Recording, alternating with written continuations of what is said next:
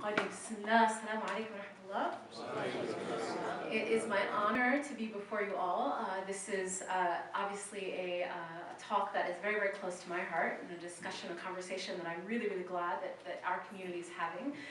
Thank you, brother, for that beautiful introduction. I think that gave us a lot. It certainly gave me a lot to think about as we prepare to hear from our speakers today.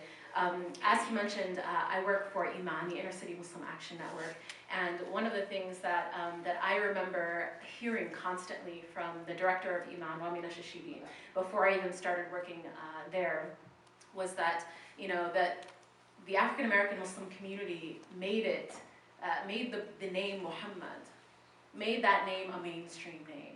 The African American Muslim community made that a name that people see that on a piece of paper, they know how to pronounce it. It's a common name, especially in the African American Muslim community, especially in the African American community, period. And it's just an interesting thing. I think you mentioned the fact that people have felt the need, for whatever reason, to change those names.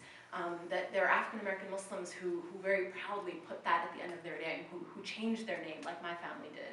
My family, my parents converted to Islam in the 70s, and they changed their name from Banks to Bilal, and that was a proud thing. That was a proud part of their history.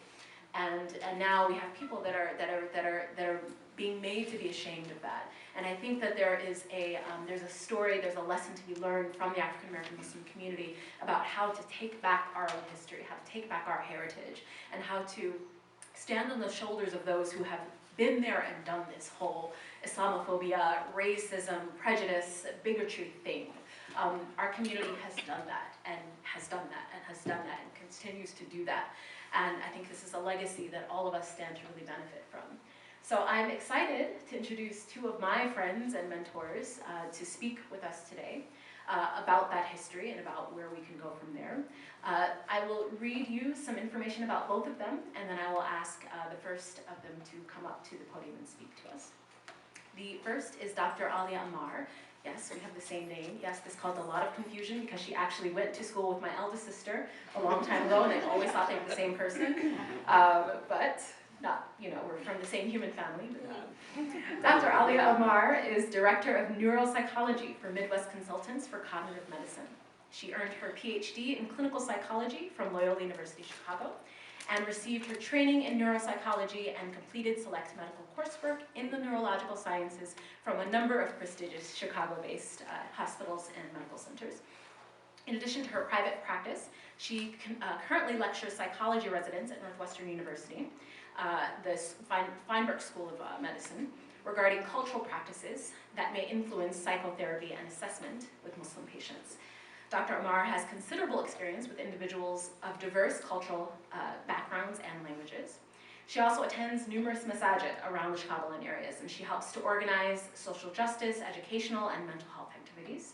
She has been involved with MCC here since 1988 as an invited speaker for various panels, so I'm sure that for a lot of you this is a familiar face. She has spoken about things such as women's rights, justice for Palestine, refugee support, Black Lives Matter. She has a very, very strong interest in developing interfaith and multicultural collaboration to empower American Muslims. That is our first speaker. Before I bring her up, I will introduce our second speaker. I'm sure that a lot of you know this face as well, and he needs no introduction, but I will do so anyway. Imam Matthew Ramadan is the president and CEO of One Chicago Community Development Corporation, where he brings proven Islamic faith-based solutions of economic opportunity and hope to the problems facing the city of Chicago and the region. Imam Matthew is the former Deputy Executive Director of the Council of Islamic Organizations of Greater Chicago, CAIR-Chicago, where he served as its spokesperson and the principal point of contact.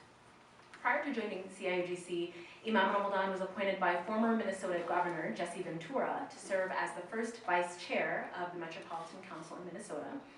He is also the son-in-law of the late Muslim American leader, Imam Mu'adh Muhammad, And as his son-in-law, he is nationally recognized for his leadership in organizing successful Islamic community development initiatives that have brought Muslim Americans to the forefront in helping to solve some of society's greatest challenges. And I have to add on here, he's also my colleague at Iman. He is the manager of our Green Reentry program. He does a spectacular job with this program that brings the formerly incarcerated into job skills, to reconstruct foreclosed homes, and to create leadership development homes in the community. So without further ado, I will invite Dr. Ammar to